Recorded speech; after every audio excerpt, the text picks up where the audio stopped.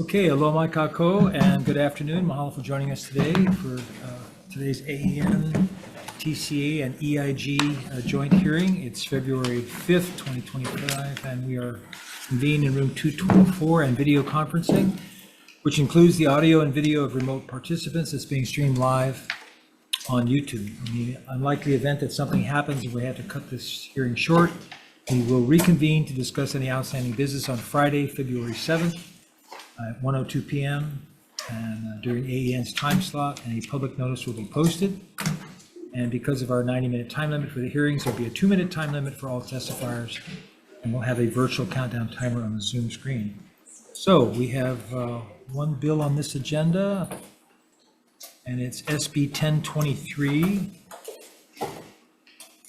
relating to the spaying and neutering of animals, establishes the Spay and Neuter Special Fund to reduce pet overpopulation and the reproduction of free-roaming cats, and various revenue and fundraising sources for the special fund. First up is Department of Taxation. Good afternoon, chairs, vice chairs, and members of the committee. Garrison Kurth, Department of Taxation. The department's written testimony will stand on it. I'm available for questions. Thank you very much. DLNR. Anyone from DLNR? Submits comments. Chelsea Arnott from the Hawaii Invasive Species Council.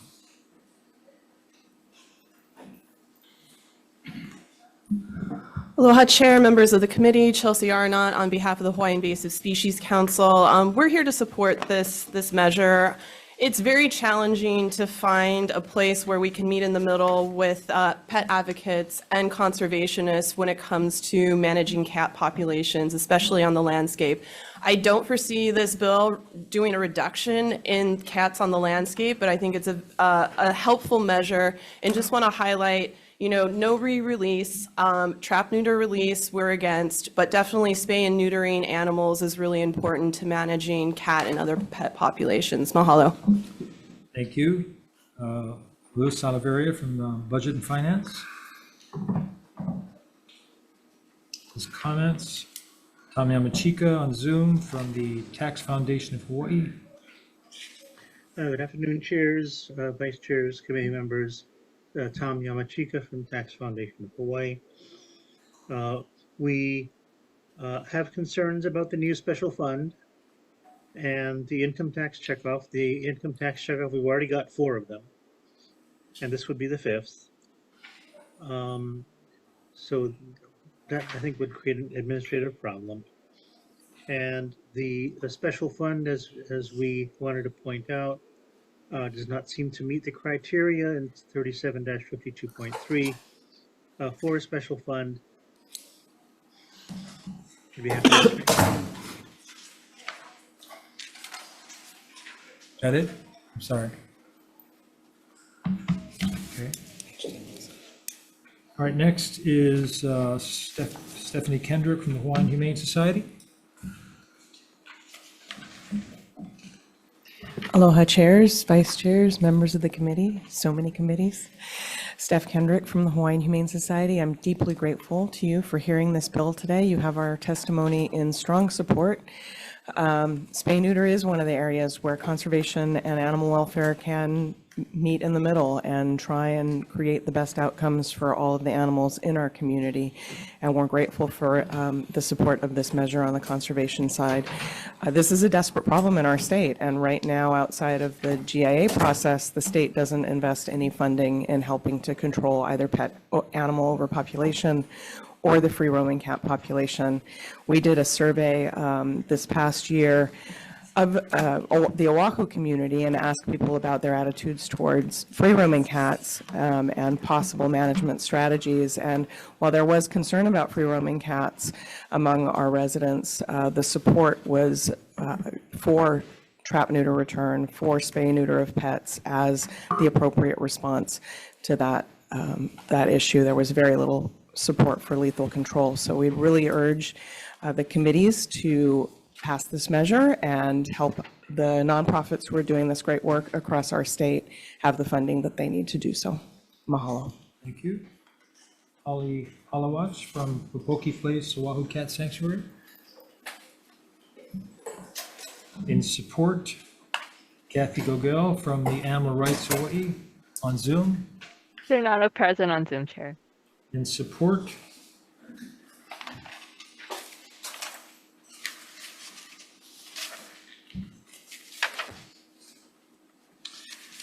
anyone else wishing to testify on this measure? Please come forward.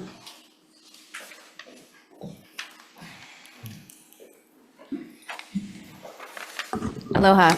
Angela Melody Young testifying on behalf of ROAR Cares in strong support of the Trap and Neuter Special Fund. So cats, my favorite topic. Although if they were to do something with the legislation for ducks or chickens, I'd probably say those are my favorite too, because my mom has a chicken sanctuary. She rescues little chicks. Yeah, so I love animals. So I'm going to provide a basic overview of the larger picture of the cat community initiatives and why a state funding mechanism is necessary for Trap and Neuter Special Fund. So I went to the Waianae Boat Harbor where they had the cutest cats and puppies, a large group of kitties and puppies that were getting pregnant at the boat harbor because of a lack of management strategies. And the primary organizer, as well as a few other clinics, coordinated the pop-up resource tent to provide resources to the low-income households. And so the feral cat population is overwhelming to the general public, and it costs community members valuable resources to manage it. And this, from our perspective, should be a shared responsibility of the city and state. And right now, the county's office provides, and the state does not provide a funding mechanism. So male cats are aggressive when they're in heat. Male cats will attempt to mate with female cats in heat from as much as 2 miles distance.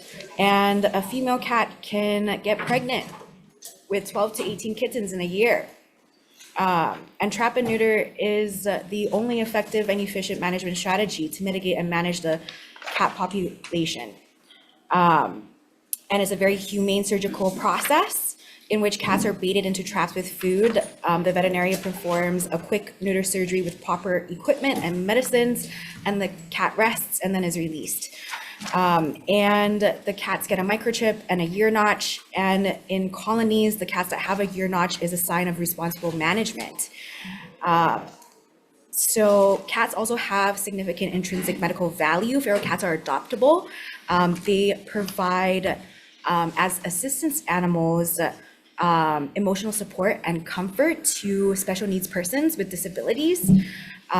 So as per the Fair Housing Act, assistance animals provide emotional support and benefits a person to alleviate symptoms and identify Angela, your time's up. effects, Thank you very much. effects of a person's disability. Thank So you. we should get the trap and neuter funding mechanism. Thank you. Jane Arnold, in support. Tom Hollowak, in support. Patty Trussell by Zoom. They're not present on Zoom, Chair. Vivian Tollner by Zoom. She's also not present on Zoom. Thank you very much. Okay, so there are 152 in support, 4 opposed, and 4 comments. Members, are there any questions? Chair. Senator Richards. Yeah, thank you. Chelsea?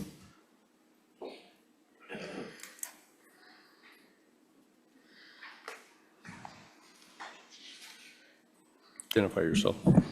Chelsea Arnott on behalf of the Hawaiian Invasive Species Council.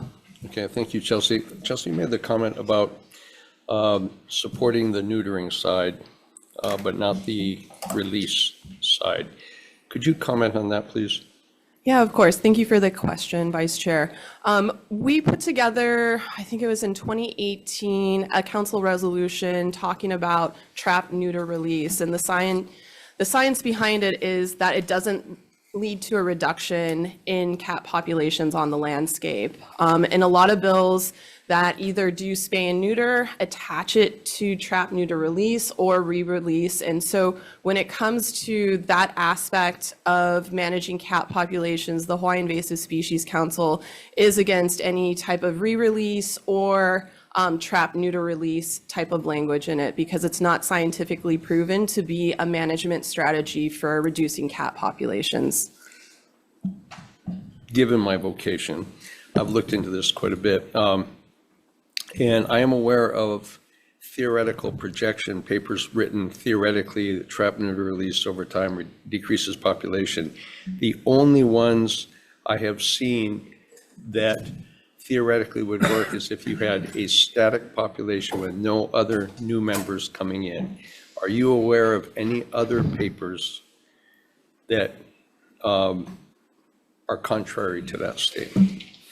I can look into it, and I can work with our wildlife biologist over at Division of Forestry and Wildlife and see if there's been any new research that alludes or kind of touches on that question. I'm not sure based on what we put together in the resolution, which was around 4 years ago, and that was based on the scientific information we had at the time, but I haven't checked into any recent information, so I'm happy to do that and provide it to the committee. I would be curious about that. Yeah. I think the funding for spay-neuter is severely needed. And Yes. we need to do that. Okay, thanks, you, Chair. Agreed, mahalo. Chair, Okay. one more question? Sure. Actually, not Chelsea. Humane Society? Would you like me to answer what I know about the study question? or- First, introduce yourself for the record. Sorry, thank you. Stephanie Kendrick with the Hawaiian Humane Society. And you're spot on, same question. Are Yeah. you aware of any papers beyond the theoretical reduction that you would see with trap neuter Yeah. that would allow a dynamic population? Because the only thing I've ever seen is it could work if we have no introduction of any other population. So comment on that. Yes, so the studies that I've seen on both lethal control and trap neuter in terms of reducing the population are that similar benchmarks need to be met in terms of the percentage of the population that is either removed for euthanasia or is spayed and neutered and returned. You have to meet around a 90% threshold in order to start to see a decline in population. And you have to prevent introduction of new animals to the population in both cases for either strategy to succeed. I will say what we've seen on Oahu, which I find encouraging, is in the 5 years that we've had county funding for no-fee spay-neuter for free-roaming cats, the percentage of cats caregivers are taking care of that they report having been spayed and neutered has gone from 38% to 71%. So with funding, I think we can make progress on that issue. But I think where we see common ground most often with conservation is that this measure, more importantly, would prevent new cats from being introduced to the landscape by making sure that our pet animals are spayed and neutered. Okay, and that's, I mean, I'm with you. I think the more spay-neuter we do for our pet animals, absolutely. But I see nothing where trap, neuter, release does anything to help the environment and endangered species. So thank you, Chair. Senator Rhodes? Oh, I'm sorry. Or not. So, just delving down a little more on the statistics, so not reducing is different than, does that mean lower than it would have been otherwise? Or do you get to zero population growth and you just stay the same? Or what exactly do you mean by reducing? Maybe I can ask Jason Omick he has some of the numbers Okay, great. for us. I don't have it referenced here, and I apologize for that. And again, Chelsea Arnott on behalf of the Hawaii Invasive Species Council. Yeah, so, I'm sorry, go ahead and. say your- Aloha, Chair, Vice Chair, and members of the committee. Jason Omick, Division of Forestry and Wildlife, Wildlife Program Manager. Yeah, so I was just trying to figure out whether, because there's, is it reduce compared to what? Reduce compared to the upward trend, or can you get it to zero with spay and neuter, or it just doesn't make any difference? Well, I think there needs to be multiple tools in the workshop to get this done. From looking at previous research, it looks like, the TNR doesn't significantly reduce the overall population unless sterilization rates exceed 75%, which is difficult to achieve in open environments. And so, we're Yeah, so, but does it hold the population steady? no, I So it don't. just keeps climbing? Does it climb as fast as it climbed before? It's climbing, yeah, it'll climb faster because new animals are continuing to be introduced. Okay, all right. Okay, thanks, chairs. Okay, anyone else? I have a quick question. Senator DeCoy? Thank you, sir. So you guys looked at what Lanai is doing with the Lanai Cat Sanctuary. Yes. Anything planned like that? I mean, for, I would say Honolulu, because we have such a broad population, because I don't even see one cat in Lanai City when I go there. Yeah, thanks for the question, Senator Chelsea Arnott, Hawaiian Invasive Species Council. And I could ask Stephanie to come up here too, because there is a coalition made up of conservationists and pet advocacy groups, including the Humane Society, that are looking at strategies where we can come together on how to better manage the cat populations on the landscape. And we've definitely had participation from the Lanai Cat Sanctuary. And I think there's actual discussions happening about establishing one on Oahu.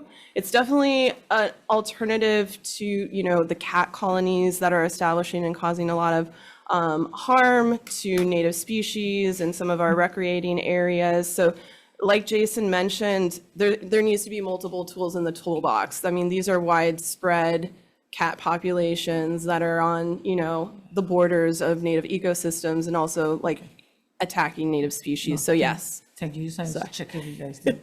Mahalo. Thank you, Chair. Okay, anyone else?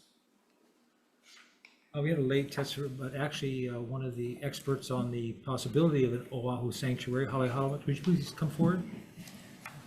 And just respond to Senator DeCoit's question? Aloha, Senator Gabbard. Aloha. Senator B, Senator Rhodes, thank you for, and everybody, hello, mahalo. Thank you for making this bill. I mean, just even starting it.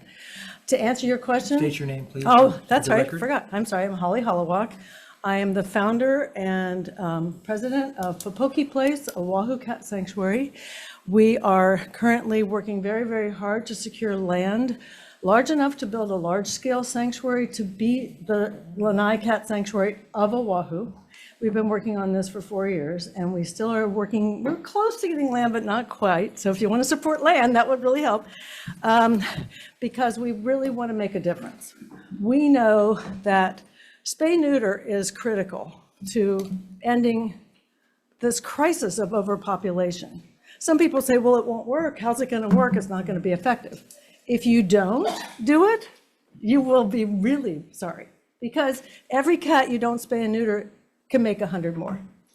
So every time you do one, you're reducing that population from expanding and exploding even more. Do you realize that we only have had spay-neuter available on this island for 25 years? Spay-neuter was not a thing for years. And then it became a thing, and only people who could afford to do it for their pets did it. But now the Humane Society has made it open to the whole public, and people are taking advantage of this. There are thousands of people on this island that are spending their own money to spay-neuter, and time and effort, which is a lot. We need a fund that people can support and choose to pay into. It's not one that you have to. If you don't like cats and you don't want to help with that, you don't have to. But if you make it so we can, it will really make a difference. And if I can get the sanctuary built, then we can start bringing in the ones that are from the endangered species areas, the beaches, the parks, where they're going after the birds and the monk seals and hurting other species. Holly, thank you very much. Thank you. Appreciate it. Appreciate your time. Anyone else? Okay, we'll go into decision-making. So you got the amendments, no tax amendments, and then blanking the appropriations, correcting the date, and putting in the committee report the budget and finance concerns. There's no more quorum. No more quorum. We got four. Hey, you. We need quorum. There we go. We'll take a brief recess. Oh, never mind. You got quorum? Yep, we're good. Okay. The cats.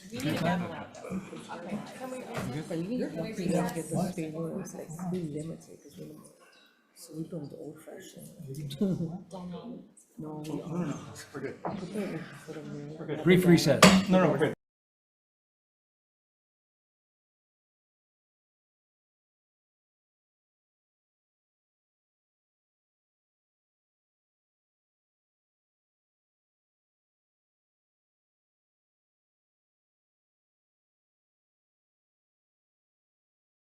Okay, reconvening the 1 o'clock joint agenda of AEN, TCA, and EIG. The chair's recommendation for AEN will be to pass with amendments from DOTAX, blanking the appropriation amounts, inserting it into the committee report, and defecting the date to July 1st, 2050.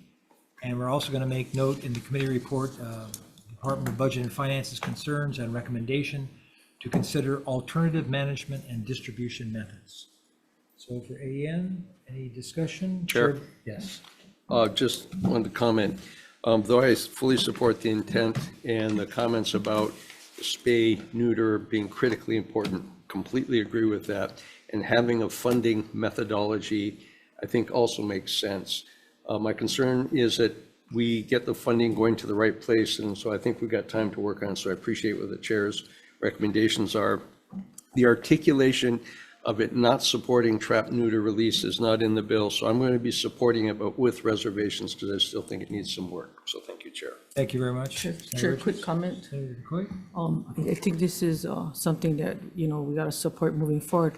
But I would like to say that you should meet with the chair of the Popoki caucus and have that further discussion. Thank you, Chair. Okay. Okay, so chair votes aye. Vice chair for AEN? On the subject matter, SB 1023, passing with amendments, chair votes aye, vice chair votes with reservations. Senator DeCoy? Aye. Senator Rhodes? Senator Awa? Chair, you have 5 in favor. Motion is adopted. Thank you very much, members. Thank you. Committee on Transportation, Culture and Arts, same recommendation. Pass with amendments, Chair? Yes. Okay. Chair Lee? Aye. Vice Chair Inoy is excused. Senator Elefante? Aye. I vote aye. Senator DeCourt? Senator DeCourt? Aye. Sorry. Chair, you have 4 ayes. Recommendation is adopted in TCA. Thank you. Meow. For the Committee on Energy and Intergovernmental Affairs, we'd like to have the same recommendation. Any discussion? If not, Senator Chang, I vote yes. So for SB 1023, Chair's recommendation for the Committee on Energy and Intergovernmental Affairs is passed with amendments. Chair votes aye, Vice Chair votes aye. Senator DeCoy? Aye. Senator Richards? Reservations? Senator Favela is excused. The recommendation is adopted. Thank you, members. Meow. The 1 o'clock agenda is adjourned. Thank you.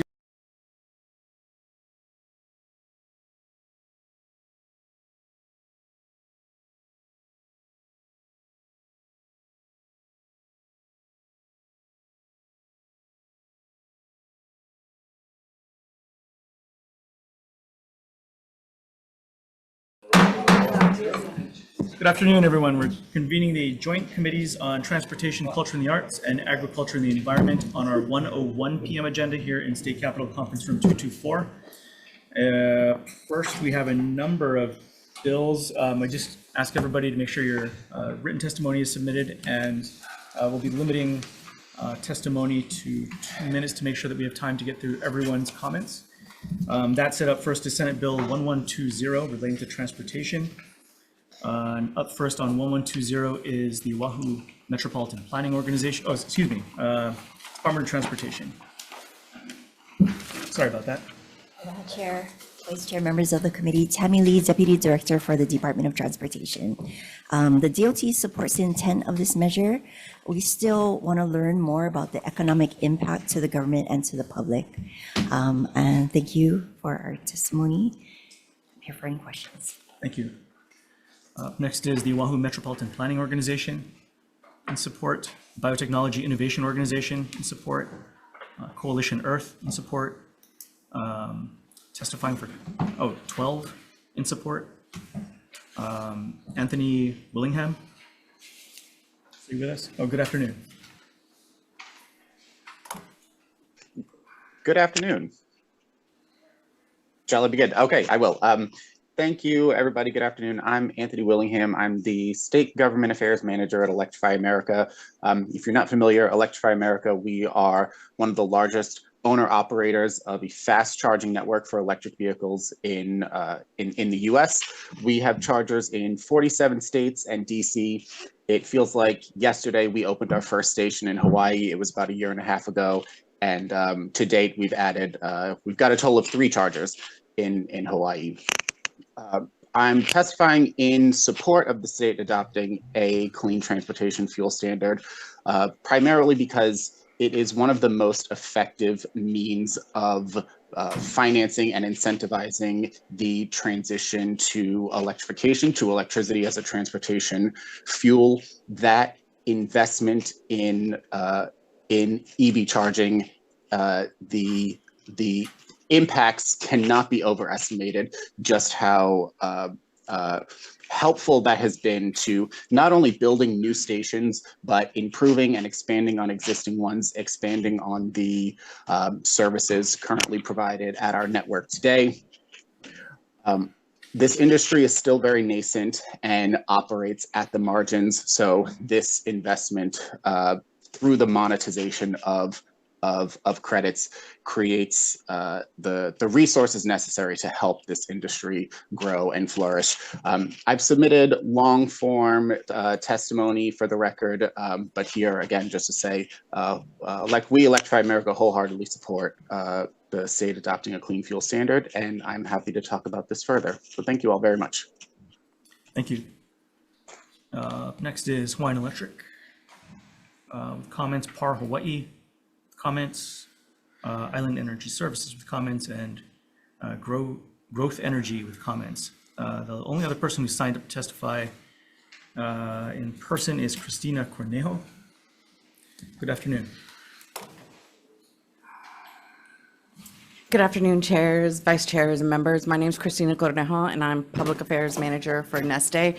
We are here in support of the bill. I stand on my comments as written and happy to answer any questions should you have any. Thank you very much. That's all the testimony we have. Is there anyone else here wishing to testify in this measure? If not, are there any questions? Oh, Senator Richards. Yeah. I guess our first testifier, we can get him back up. Was is that me? I'm still here. Yeah, that is.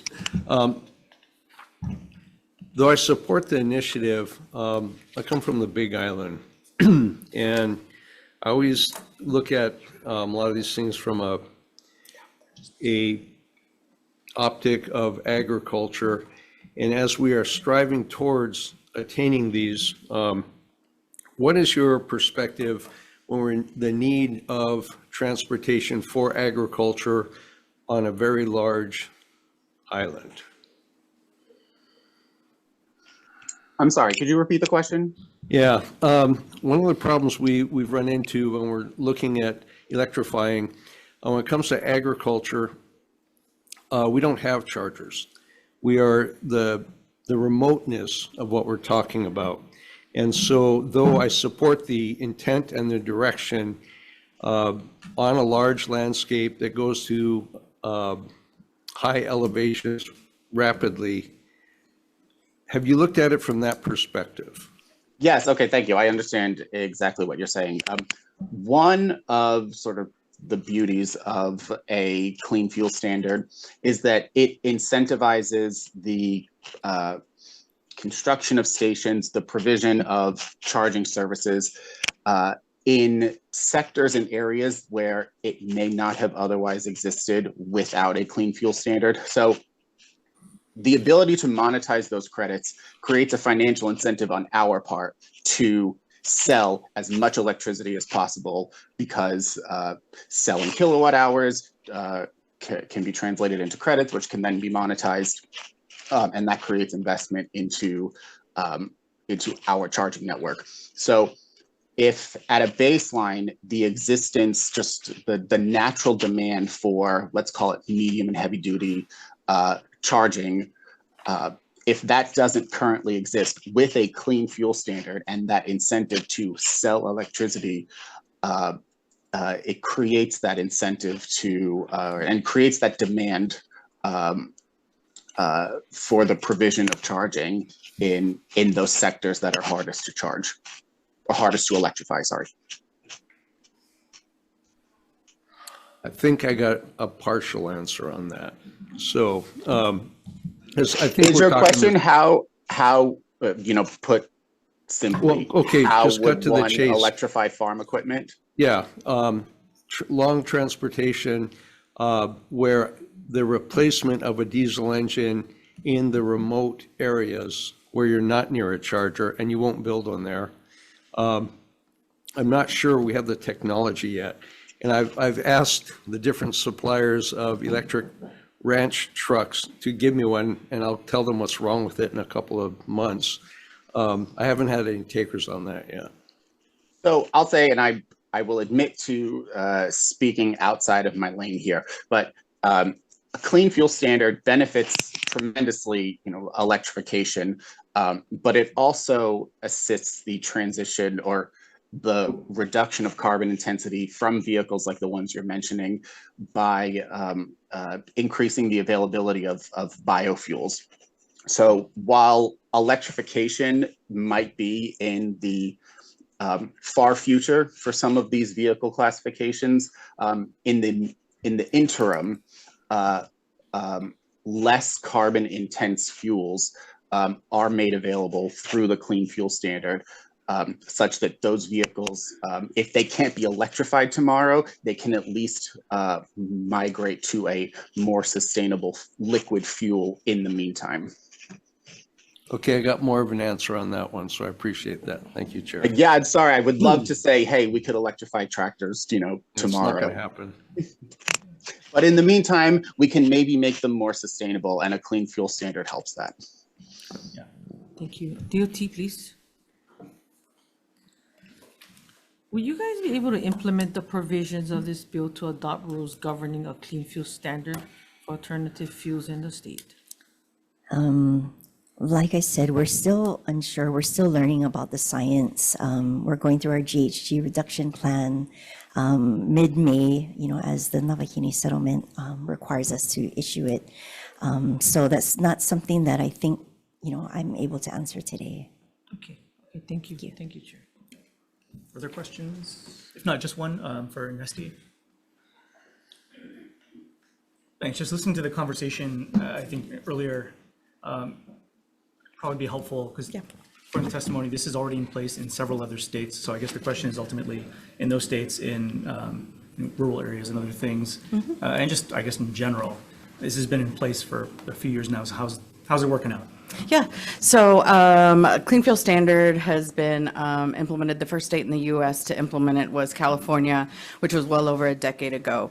And as you know, there's a lot of large farm equipment out in California. So what we have seen is they are utilizing now renewable diesel. So renewable diesel is a drop-in fuel which can be utilized in any current diesel engine.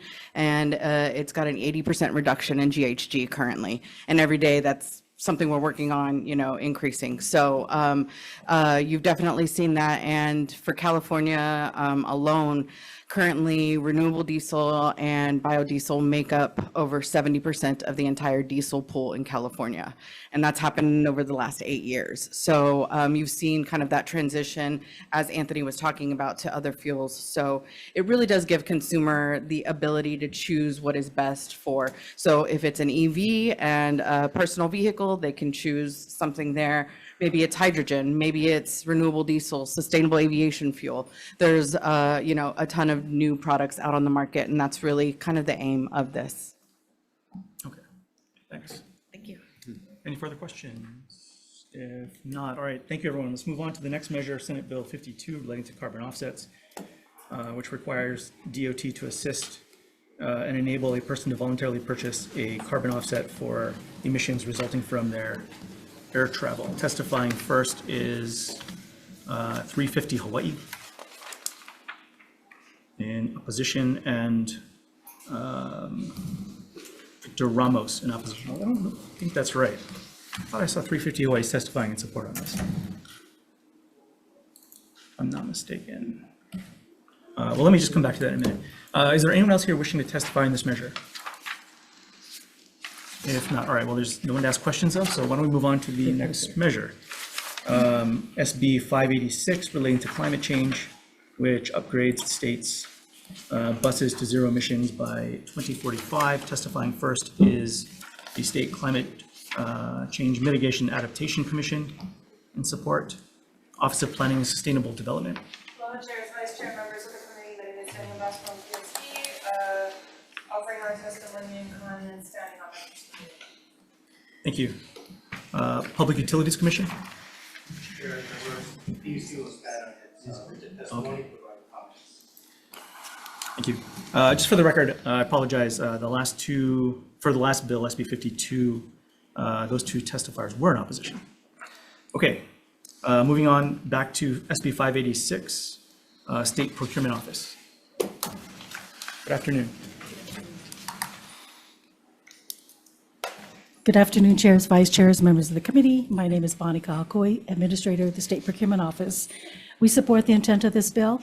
Our only objection is the placement of the language. We believe that it'd be better fit in 103D 412 as opposed to where it stands in the language now.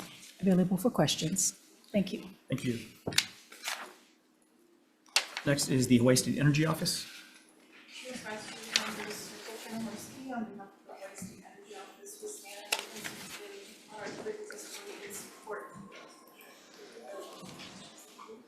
Thank you.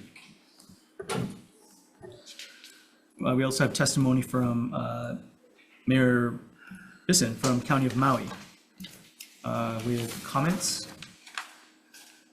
350 Hawaii in support, Coalition Earth in support, and 2 individuals, 1 in support and 1 in opposition. That's all the testimony we have. Is there anyone else wishing to testify in this measure? If not, are there any questions? All right. Oh, go ahead. DOT, please. So you know the requirements that are contained in this bill to convert to all zero emission buses by 2045? Is that doable? So the DOT, apologies, we did not submit testimony on this measure. What we do is we provide pass-through to the counties. I believe it's called the FTA 5311 program, or maybe it's 5339, low and no low. My apologies. You know what I mean. So through, I know that we do have a contract to do an assessment with the Maui, Kauai, Hawaii Island counties to replace their aging fleet to these zero emission buses. Currently, we have on order, I believe it is, I think it is 3 per county, as well as 2 charging stations for each county. There are also options for different size transit buses, but that's my knowledge. So I guess, you know, some of what even the mayor for Maui County is alluding to is, you know, it's more about costs on the infrastructure. You kind of have an idea just on the transition over. I mean, we know everybody challenged on budget to do the upgrades in infrastructure. You have an idea of what that would cost? I mean, apparently he's not, you know. I can get back to you. I know just, you know, the RFP to do the assessment was pretty high, and I do have the number of, you know, those charging stations and 3 vehicles for the transit agencies that I can get to you. If you can, Yep, please. absolutely. Thank you. Thank you. Thank you, Chair. Any further questions? Yeah, just quick comment, Chair. Something we worked on when I was in county on the Big Island, and the transition, I think I like this because it sets a stake in the sand of when we need to get this done by. You know, we struggled on the Big Island trying to decide if we're going to electrify or use fuel cells or use hydrogen, whatever the case may be. There was a good report written. It goes through a lot of the cost questions that Senator DeQuoit was asking. It's written by SSFM for the County of Hawaii, so I might suggest if people are curious, they could look there. Economically, the upfront cost was essentially twice as much, but if you amortize operational cost over a dozen years, it becomes about equitable. So it makes economic sense to do it. Problem with the Big Island, we got to go high. And so those ones were looking at fuel cell or hydrogen itself. But anyway, just a comment, Chair. Thank you. Chair. I don't mean for comment back, but, so I guess I would inflate that by 40% on Moloka'i and Lanai for the transportation as well. So noted. Okay, any further Thank you, Chair. questions or comments? All right, if not, I just wanted to make one announcement, and I apologize. I realized on the hearing notice that was posted a number of days ago for this hearing, we had noted that testimony would be limited to 1 minute. We'll move to that standard to be fair to everybody who had signed up accordingly. I apologize for that. But with that, let's move on to, we only have one bill left. SB 242 relating to, I'm sorry, I'm not the lead on this. Let me turn it over to my colleague in the Agriculture and Environment Committee. 634. Oh, Chair. Okay, my apologies again. This is what happens when it's 1:44 in the afternoon, you haven't had sugar. Okay, SB 634 relating to marine. You can't blame old age either. I don't know, the gray's coming in. SB 634 relating to marine passenger fees, which establishes a cruise ship passenger fee to be collected by DOT and used for projects benefiting cruise ships. Testifying first on 634 is the Department of Transportation. Aloha Chair, this is Drake, Community Deputy Director of Transportation for Harbors. We basically support the intent, but we already do this as a practice. We generate about $10 million a year from this revenue stream. No additional authorization through statute is required for us to adjust the fee or use the fee for improvements. And so while we support the to generate additional revenue, we don't think the bill is necessary. Oh, you're cutting out there. Was that it? Yeah, that was it. Sorry. Okay, thank you. Next, we have Department of Budget and Finance with comments. The Attorney General. Good afternoon. Good afternoon. Chairs and members of the committee, Deputy Attorney General Yvonne Shin-Mora, we've submitted comments. Thank you for the opportunity to do so. We're available for any questions. Thank you. Next is Norwegian Cruise Line. Hi, aloha, Chairs Lee, Gabbard, Vice Chairs Inouye and Richards, and members of the committee. My name is Sandy Weir, and I'm the Senior Director of Government Relations for Norwegian Cruise Lines Holdings. I did submit testimony, and I do stand on my written testimony in opposition of the bill. I just wanted to remind members of the committee that there's already a passenger fee in existence that's imposed on every cruise ship passenger that visits Hawaii, and it's administered by the Department of Transportation. While we do recognize the importance of climate change mitigation and the projects that have to be undertaken by the Department of Transportation, we'd like DOT to continue in its current capacity of administering fees. I'm available for any questions that the committees might have. Thank you. Thank you. And lastly, we have testimony from Cruise Lines International and Hawaii Harbor Users Group in opposition. Is there anyone else here wishing to testify in this measure this afternoon? All right, are there any questions? Sure, I have a question for if Deputy Director for Harbors is still there. Ms. Kalihi? Yeah, Senator. Yeah, so my question is, so if we pass this bill, and it's always a double-edged argument, well, we already do that. So, okay, so that if we pass the bill, then you'll keep doing it. I mean, it doesn't make any difference one way or the other. So I think the issue with passing of the bill, if you note in our written testimony, the creation of the additional special fund basically forces us to use the revenue that we would collect for specific projects. And that would exclusively benefit the cruise passengers in that operation are not fundamentally climate change projects. And so I think there's like a little bit of a mismatch in that language related to the new special fund. And I think the authorities that we already have give us the greatest flexibility to be most responsive to all our private harbor users, cruise lines, and cargo carriers included. Okay, all right. Thank you. Thanks, Chair. Okay.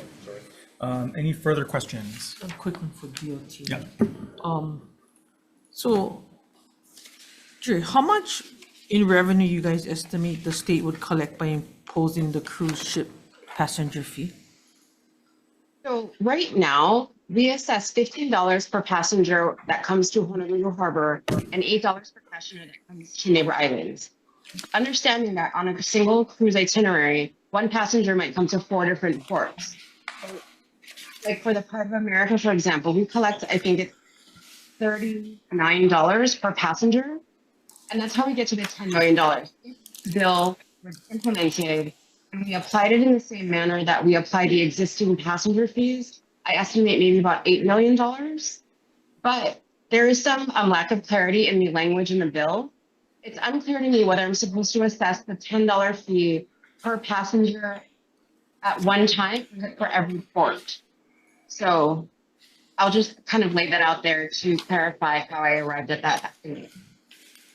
And then, based on those fees, what kind of infrastructure projects would the fees support? So if I read the bill at how it's presented, I'm supposed to use that revenue only for cruise passenger improvements, which is the berths where cruise ships, operate, and any amenities for cruise passengers, not for cargo vessels. So those are the types of projects that we would use the revenue for. The projects of that nature cost much more than $8 million a year. Okay, thank you. Thank you, Chair. Any further questions? If not, since we had just one extra minute, I apologize again for the mix-up on the testimony length. If any of the folks who were just testifying in that 1 minute had anything else they wanted to add, we try to be open here, so you're welcome to right now if you're still there or in the audience. Otherwise, we'll move on to the next measure. So let me turn it over to Senator Gabbard from AEN. Thank you, Chair. SB 242 relating to foreign ownership of agricultural land prohibits foreign entities from owning, leasing, or holding a controlling interest in more than an unspecified number of acres of agricultural land, limits the lease term for agricultural land by foreign entities, and requires foreign entities that own or lease interest in agricultural lands to file an annual report with the Department of Agriculture. Testifiers, first up is Attorney Generals, and I've been informed that they will not be here this afternoon. They submitted comments. Next is Hunter Hevelin from the Hawai'i Farmers Union. Chair, aloha chairs, vice chair, committee members. Hunter Hevelin here on behalf of Hawai'i Farmers Union. HFU supports this measure, but want to highlight that our focus is economic. We welcome participation in our agricultural markets, but we are concerned by entities who, as signaled by the scale of their investment, seek to dominate and control those markets. Frequently, our goals for increased food production are lifted up as a rationale for action. This goes back quite some time to at least the 1850s, when low productivity, as perceived by some, was used as a rationale for white settlement across the islands. It did then, as I believe it often does now, such arguments often allied the purposes for which we've sought increased production. Why have we set these goals? Local control, economic development, environmental quality are three that come to mind. Allowing local primary goods to be controlled by single entities, especially when they have globally spanning investments, is far from the local control sought. And the net effects of these scales of production have been found to hollow out marketplaces and increase economic harms for family farms and rural communities, while consolidating benefits to distant shareholders. In an open market economy, there are precious few mechanisms at your disposal, and we hope that you will apply this one to place reasonable control over our marketplaces. Under your time's up. Thank you very much. Next is Lauren Zerbel from the Hawaii Food Industry Association on Zoom. Not present on Zoom, Chair. Thank you. And Nicole Galassi on Zoom from the Hawaii Cattlemen's Council. Thank you, chairs, vice chairs, members of the committees. I'm Nicole Galassi on behalf of the Hawaii Cattlemen's Council. We submitted our testimony in support of this bill. However, we do have concerns about how this might affect current foreign-owned ag lands that are keeping these lands in active agriculture. Thank you. Thank you. And also on Zoom, we have Robert Bentz. Is Robert here? They're also not available on Zoom. Okay, thank you. Anyone else wishing to testify on this measure? Chair. Please. Lord Chair, members of the committee, Cedric Gates on behalf of the Department of Agriculture. The department stands on its written comments for this measure and supports the intent. Mahalo. Thank you very much. Oh, yes, please. Give him some chocolate too. Aloha chairs, vice chair, members of the committees, Brian Miyamoto here on behalf of the Hawaii Farm Bureau. My apologies, Chair. We thought we submitted testimony. It may have been late. We did submit written testimony. If you don't have it, we'll make sure it gets to the committee.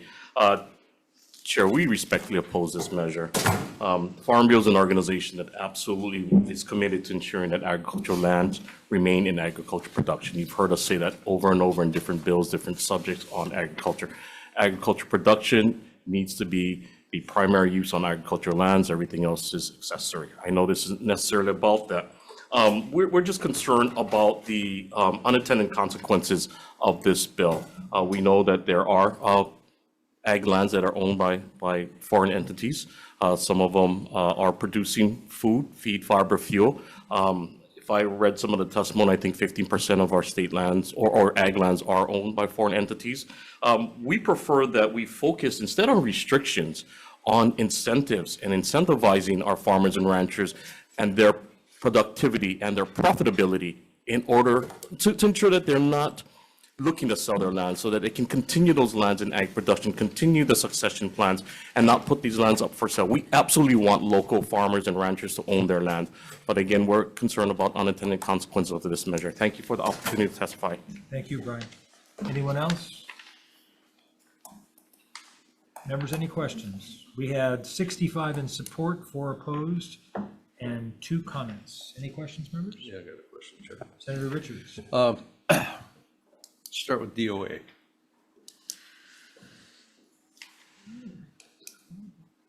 Good afternoon. Thanks. Introduce yourself. Cedric Gates from the Department of Agriculture. Thanks, Cedric. Has DOA looked at this question? One of the arguments of having any ownership is investment into industries. Has DOA posed that question, given what's going on, the concern? Because I think the concern is warranted. But have you looked at that? Has that question been posed? I know within the department, we've been discussing our role and our position when it relates to this measure. I believe the department's open to working with the Attorney General in terms of collecting the data that we're going to need to be able to present to you folks in regards to this. Okay, thank you. Thank you, Chair. No problem. And Chair, did you say we don't have the Attorney General available? No. Because they question, or they raised a constitutionality question. Okay. All right, thank you, Chair. Question? DOA, please. So don't you guys already, thank you, don't you guys already have a rule there that you guys don't allow the leasing of your lands to foreign corporations? I would have to look into our rules and get back to you, but that's something I can definitely do. I believe about 10 years ago, you guys have rules that does not allow foreign corporations to no longer hold lease titles to your lands. Can you get that information back to us? Yes. I think that is really crucial. The other question is, can you guys implement the provisions of this bill? And if yes, what additional resources would you guys need?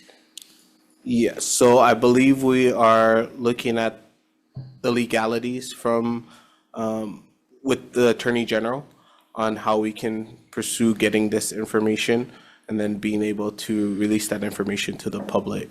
So that's first and foremost. And then in terms of the positions, of course, we would ask for more positions to execute this measure. Or maybe repurpose the existing positions that you guys cannot fill. Yes, So since you that too. have had conversation with the Attorney General, what are the legal problems with this bill? That is something I would lean on our subject matter expert for their opinion. So with the Department of Ag, how much land outside from what you guys carry under capacity? Because you guys know exactly how many farms that exist within the state. How much of those are foreign lands or in foreign entitlement? And of those lands under foreign entitlement, how much are actually being under production or cultivation? That's something that I would have to get back to you on, Senator, but I would gladly get that into an email format and send it over to you. That would be really important for me to know before, decision-making on this, because that would decide whether or not food production would be doubled or tripled. Okay, how about this question? How many farms right now produce food under foreign entities? That is something I would have to get back to you, Senator. But thank you for those great questions, and I'll respond. Can you get back to us? Yeah. 'Cause I think that's super important for this committee to know. Okay, thank you. Thank you, Chair.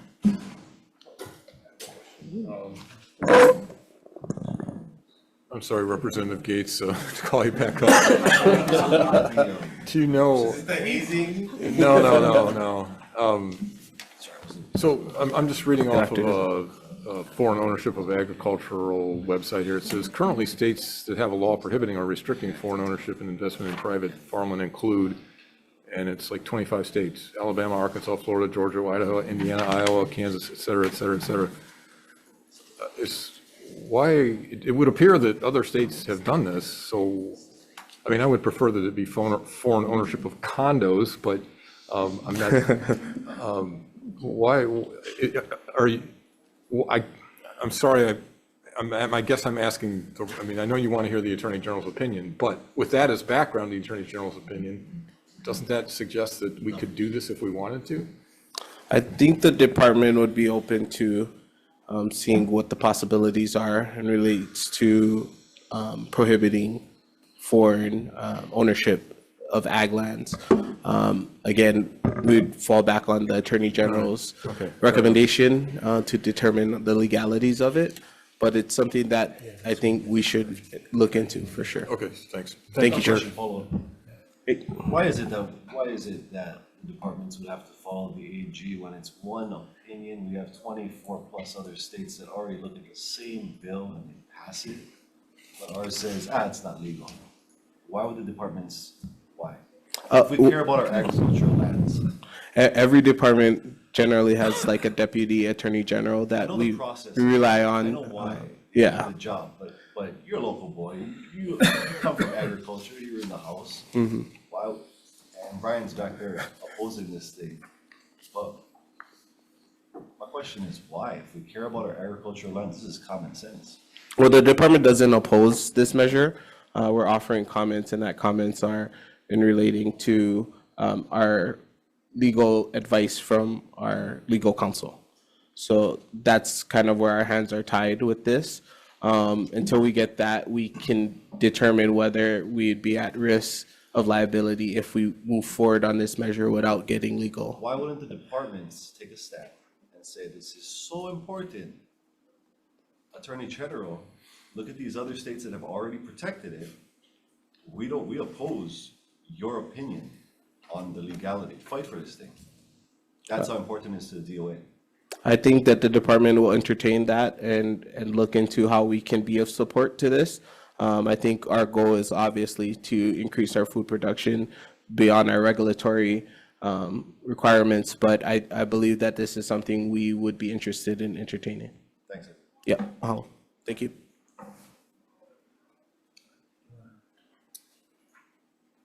Yeah. Call my guys. Okay.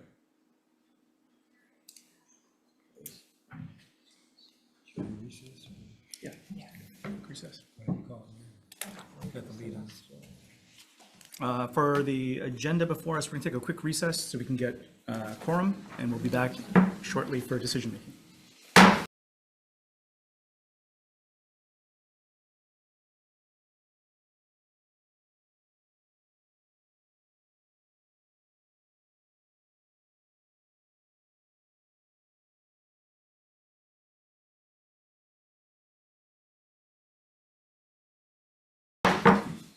Good afternoon. We're reconvening the joint committees on Transportation, Culture and Arts, and Agriculture and the Environment on our 1:01 p.m. agenda.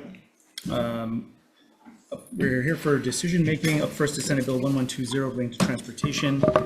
I'd like to recommend moving this forward. I think there's some good discussion going here, but would like to pass with amendments defecting the date. This goes to the Ways and Means Committee. We'd like to just see if we can get some testifiers to the table to answer a couple of the questions that were being posed here. It seems other states are already doing this and doing it at a cost benefit. So we'd like to see if we can get some actual numbers. So with that, are there any discussion on this measure? If not, acting Vice Chair. SB 1120 for the Committee on TCA. Chair's recommendation is to pass with amendments. Chair Lee. Aye. Vice Chair Inoue. Aye. Senator Elefante. Aye. I vote aye. Senator DeCourt. No. 4 ayes, measure passes. Thank you. Same recommendation for AEN. Chair votes aye. Any discussion? Vice Chair? On the subject of Senate Bill 1120, passing with amendments, Chair votes aye, Vice Chair votes aye, Senator DeCoit, Aye. Senator Rhodes, and Senator Awa. No. Chair, you have 4 in favor, motion is adopted. Thank you. Moving on to SB 52 relating to carbon offsets, which requires the DOT to enable a person to voluntarily purchase a verified carbon offset for CO2 emissions. Note this goes on to the Ways and Means Committee. There were only 2 testifiers on this, which was somewhat surprising. Folks are amenable. I'd like to move it on with a defective date just to see if there's more testimony on this, because it seems like a fairly simple thing. So recommend passing it with amendments with a defective date. Is there any discussion on this? If not, acting Vice Chair. Chair's recommendation on SB 52 for the Committee on TCA is to pass with amendments. Of the 5 members present, any with reservations? Any no votes? No vote. No vote. No vote for Senator DeCourt and no vote for Senator Inoue. Chair recommendation passes. Same recommendation for AEN. Chair votes aye. Any discussion? Vice Chair. On Senate Bill 52, Chair votes aye, Vice Chair votes aye, Senator DeCoit, No. Senator Rhodes. Aye. Senator Awa. No. Chair, you have 3 in favor, motion is adopted. Thank you, members. Thank you. Moving on to Senate Bill 586 relating to climate change. This is upgrading zero emissions buses. I'd like to recommend moving this forward with amendments adopting the State Procurement Office recommendations and defecting the date to July 1, 2050. And those recommendations were just technical in nature regarding where in the statute the substance of the measure lives. Any discussion on this? If not, Vice Chair for the vote. Chair's recommendation on SB 586 for the Committee on TCA is to pass with amendments of the 5 members present. Any with reservations? Any no votes? No vote. No vote for Senator DeCourt. Chair recommendation is adopted. Same recommendation for AEN. Any discussion? Chair votes aye. On Senate Bill 586, passing with amendments, Chair votes aye, Vice Chair votes aye, Senator DeCoit, Aye. Senator Rhodes. Aye. Senator Awa. No.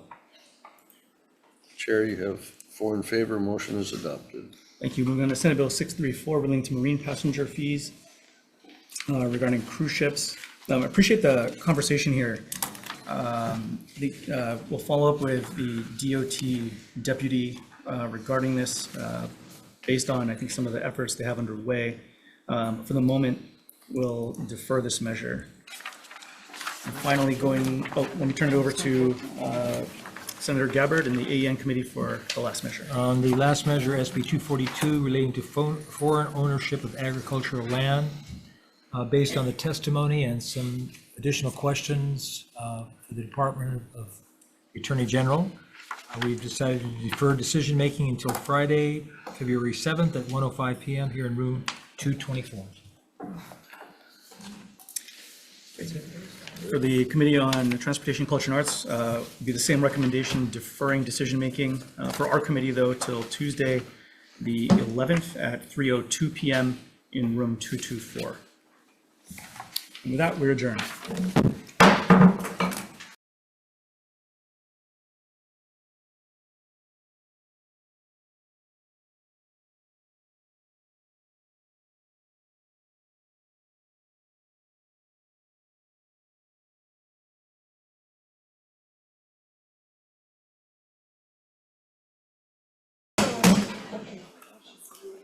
Okay, we are now convening the 103 agenda for AEN.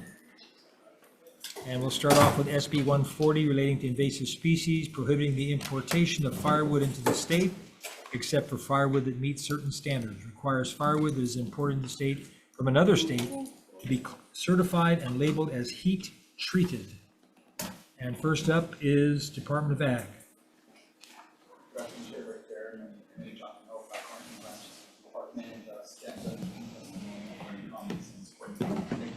Thank you very much. Chelsea Arnott from Hawaii Invasive Species Council. Aloha Chair, members of the committee, Chelsea Arnott on behalf of the Hawaii Invasive Species Council. We support this measure.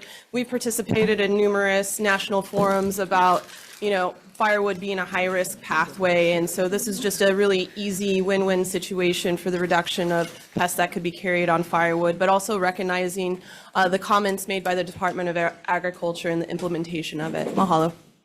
Thank you. Robert Hoff from DLNR.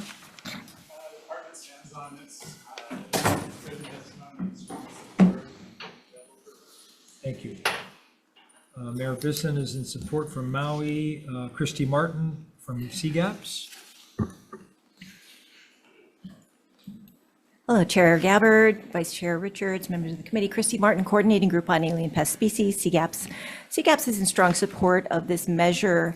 Firewood coming from other states is a high-risk pathway for the introduction of pests. This is a fairly straightforward fix, and I wanted to actually address some of the comments that we noted in Department of Agriculture's testimony. Department of Agriculture actually started working on this in 2021 and sampled some of the firewood from Safeway that had been shipped from another state. It was found to contain live pests. So some of the language in their testimony, top of page 2, they suggest striking and the transportation within the state of firewood. We request actually that you retain that language and instead insert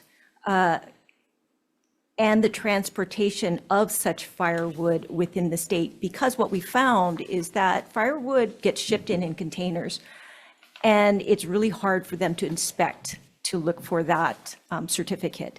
Therefore, when they go to a store, if they do see it for sale, they would then be able to regulate it at that point. It in no way, this language in no way attempts to regulate the intrastate movement of firewood. This is really focused on things coming from domestic and gives the department the tools to be able to address it if they see it on that grocery store shelf without that certificate. Mahalo. Sorry, that was long-winded. No, that's okay. Thank you, Christy. Anyone else wishing to testify on SB 140, in person or online? Members, any questions? Just a verification, Chair. Okay. Come back up. Again, I look at it from a little bit different lens. You say firewood, I say fence post. So to verify, you're saying no prohibition intrastate? No. Christy Martin, Coordinating Group on Alien Pest Species.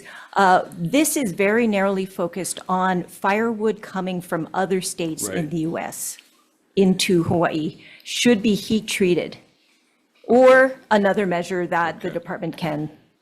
Yeah, I just wanted to verify that because you had made comments about comments, so. Yes, and this was clarifying that the language as it's drafted is intended to allow the department to regulate it if they see it on the store shelf instead of, Okay. yeah, All right. because they can't look in all the containers. Right. Okay, thank you. I have a question for Department of Ag. So the bill calls for certain exemptions. How would the Department of Ag determine and approve those exemptions for firewood that poses no unacceptable risk? So it would really depend. So I think heat treatment is Jonathan Hall, Plant Quarantine Branch Manager. Heat treatment is the standard that is used, and the exemptions could be for other treatments, however unlikely, fumigation, for example, or if it's produced in such a way where it couldn't be infested. So I think a lot of it is designed to give the department the ability to manage some of these exemptions on a case-by-case basis. But you're talking about the 160 degrees for 75 minutes, Yes. right? That's the So federal standard. That's the federal standard. Okay, thank you. Sure, can I ask Yes. you one question? So, Jonathan, how much firewood is imported into the state, and are they all heat treated? The majority are heat treated already, but not all. How much do you guys estimate will cost to inspect the firewood and ensure that they're heat treated? One of the challenges is a lot of it is not necessarily, I guess it's imported more as a, what do you call it? Like as a way to kind of incentivize you to buy other things. I don't know what that term is. So like, for example, in a place that's cooler, they'll sell the firewood so that you can buy marshmallows and cookies and crackers and stuff like that. So it's really hit or miss in terms of how it's imported.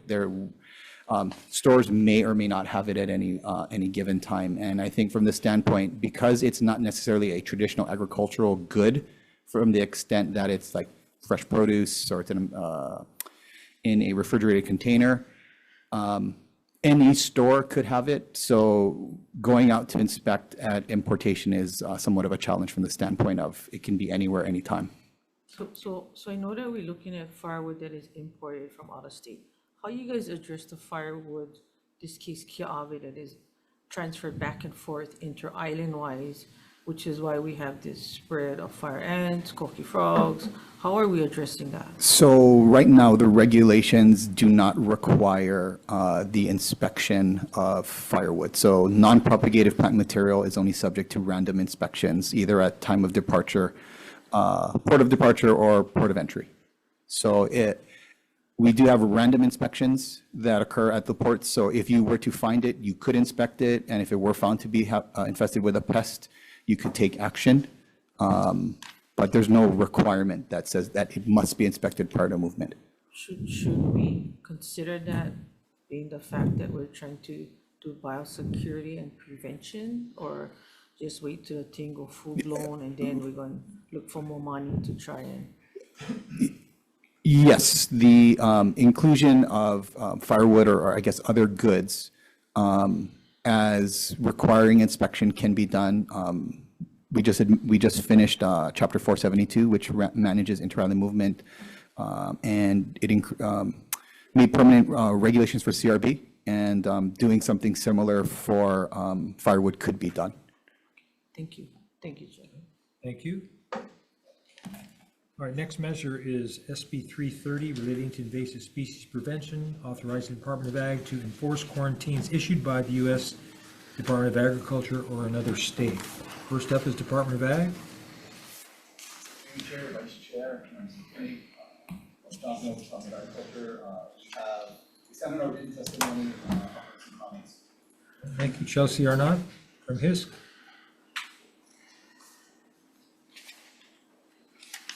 Aloha Chair, Vice Chair, members of the committee, Chelsea Arnott on behalf of the Hawaiian Invasive Species Council. We'll stand on our written testimony and support, and just recognizing that there is already a great collaborative relationship between USDA APHIS and the Hawaii Department of Agriculture. And this just kind of bolsters the ability for them to do inspections, especially when we have these growing industries like the citrus industry here in Hawaii. This would really protect Hawaii and those crops from pests that are impacting other areas of the nation that we don't have those same protections for. Mahalo.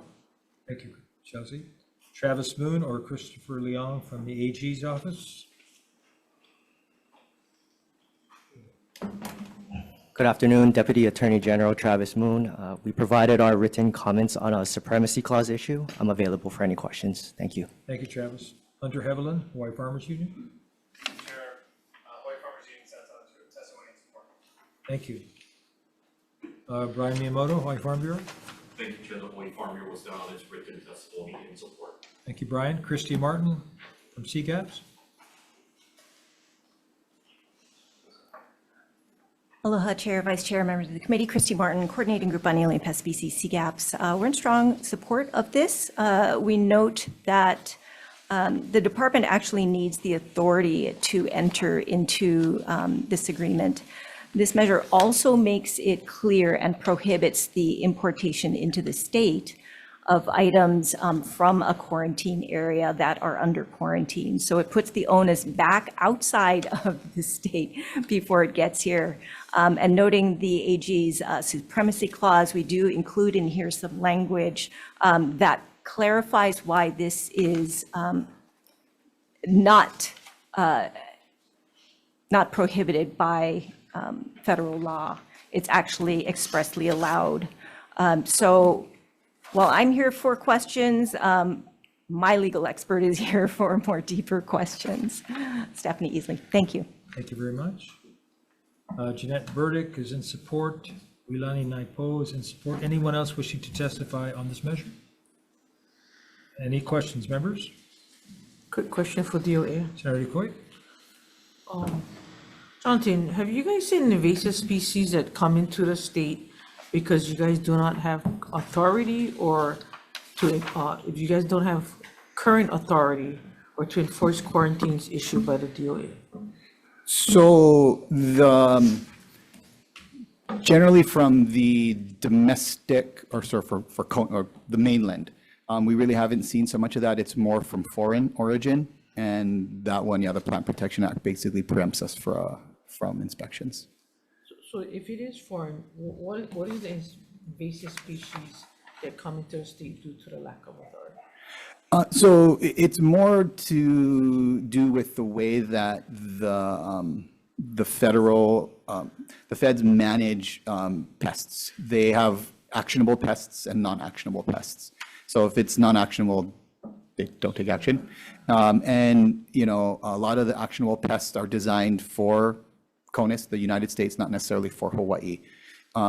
So depending on the commodity, sometimes we are able to get inspections of those goods after they enter into domestic commerce. But that's not necessarily the case a lot of times because, again, like I said, we're preempted. Okay, thank you. Thank you, Chair. Okay, thank you. Chair. Yes. Subject, actually, you can bring up your subject matter expert. A little bit deeper on this supremacy deal. Good afternoon. My name is Stephanie Easley with the Coordinating Group on Alien Pest Species. With respect to, so the Plant Protection Act prohibits a state from regulating any plant pest, noxious weed, or biological control agent that the federal government chooses to regulate. If the federal government doesn't have a regulation on it, then the state can issue its own regulation related to interstate commerce. There is an exception to that preemption issue for regulations that are equal to and do not exceed the federal requirement. The issue that we have here in Hawaii is, we'll take citrus because that's the big issue. So there's citrus quarantines. When that, and it doesn't have to have an active pest. The USDA has said these type of articles from within the quarantine area are likely to be able to move this plant disease, and it's not detectable. So these type of articles cannot be moved interstate. They might not have visible signs of the pest, but it's a federal prohibition. When our state agriculture inspectors get that material, they do not have the authority to enforce a federal law. They can't even hold it while they try to figure out if it violates the federal quarantine. And these federal quarantines are made by experts. They're complicated, latitude and longitude. This would allow them to hold the material while they contacted USDA and figured out if it violated it. Okay, And yep, all right. do you want anything with respect to other state quarantines or? I don't know. No, we can talk about We have that. Yeah, I'm curious, but we'll talk offline Yeah. about that Okay, stuff. thank you. So we had 6 in support on 330 and 0 opposed with 2 comments. Moving on to the next measure, and just to let everyone know, we have a 2:45 hard stop. So if you would like to stand on your testimony, that would be appreciated. We do have it in file. So SB 849, related to wildlife conservation, increases penalties and fees for taking and killing indigenous species of aquatic life, wildlife, and land plants that are native to the state, designates penalties for the taking, harming, or killing of an eel. And first up is DLNR. On Zoom, or? I have some on Zoom, but Jason Olin, Division of Forest and Wildlife, DLNR, we stand by our testimony and support. Thank you. Kathy Gogel from Animal Rights Hawaii in support. Ron Tubbs in support. Anyone else wishing to testify on this measure? And members, any questions? So on this measure, 3 in support, 0 opposed. We'll move on to the final measure. Is SB 523, relating to agricultural biosecurity, requires the Department of Ag to establish and administer a biosecurity fencing cost-sharing program. And first up is Department of Ag. In support, Hunter Hevelin, Hawaii Farmers Union. Thank you, Hunter. Brian Miyamoto, Hawaii Farm Bureau. Thank you, Chair. The Hawaii Farm Bureau was done on his written testimony in support. Thank you, Brian. Nicole Galassi from the Hawaii Cattlemen's Council. She Thank you. online? Thank you. The Hawaii Cattlemen's Council stands on its testimony in support. Thank you, Nicole. And Sarah Moore, Nancy Moser, and Angelica Malone are all in support. Anyone else wishing to testify on this measure? Any questions? We had 7 in support, 0 opposed, 0 comments. Okay, so we'll go into decision-making on this agenda. Let's see. So on the first one, members, SB 140 on invasive species, on the firewood issue, prohibiting the importation of firewood in the state except for firewood that meets certain standards. So Chair's recommendation will be to pass with the amendments from the Department of Ag. Any discussion? Chair votes aye. On the subject of Senate Bill 140, passing with amendments, Chair votes aye, Vice Chair votes aye, Senator DeCoite. Aye. Senator Rhodes. Aye. Senator Alwa. Aye. Chair, you have 5 in favor, motion is adopted. Thank you, members. Next is SB 330, relating to invasive species, Department of Ag to enforce quarantines issued by USDA. On this one, the recommendation will be to pass with the amendments from the Attorney General's office. Any discussion? Chair votes aye. On Senate Bill 330, passing with amendments, Chair votes aye, Vice Chair votes aye, Senator DeCoite. Aye. Senator Rhodes. Aye. Senator Alwa. Aye. Chair, you have 5 in favor, motion is adopted. Thank you, members. SB 849, relating to wildlife conservation, increasing the penalties and fees for taking and killing of indigenous species of aquatic life, wildlife, and land plants that are native to the state. On 849, the recommendation will be to pass with tech amendments. Are there any discussion? Chair votes aye. On Senate Bill 849, passing with amendments, Chair votes aye, Vice Chair votes aye, Senator DeCoite. Aye. Senator Rhodes. Aye. Senator Alwa. Aye. Chair, you have 5 in favor, motion adopted. Thank you, members. On the final measure of this agenda, SB 523, relating to agricultural biosecurity, requiring the Department of Ag to establish and administer a biosecurity fencing cost-sharing program. On 523, the recommendation will be to pass with amendments. We'll be blanking the appropriation, inserting it into the committee report, and defecting the date to July 1st, 2050. And there's also some tech amendments. Any discussion? Chair votes aye. On Senate Bill 523, passing with amendments, Chair votes aye, Vice Chair votes aye. Senator Decoit? Aye. Senator Rhodes? Senator Alwal? Aye. Carried at 5 in favor, motion is adopted. Thank you, members, and that concludes that agenda.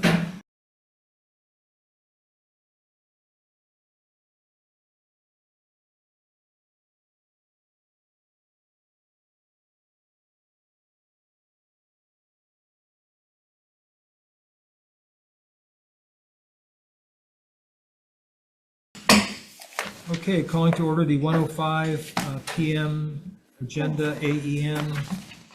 We have one measure on this agenda for decision-making. It's SB 1185, establishing the Department of Ag a working group to review and make recommendations on amending or repealing unnecessary or obsolete laws pertaining to agriculture. Unfortunately, we do not have all the information that we were reaching out for, so we will have to defer decision-making until Friday, February 7th, 2025 at 1:03 PM here in room 224. Thank you, members. And that adjourns the 105 agenda.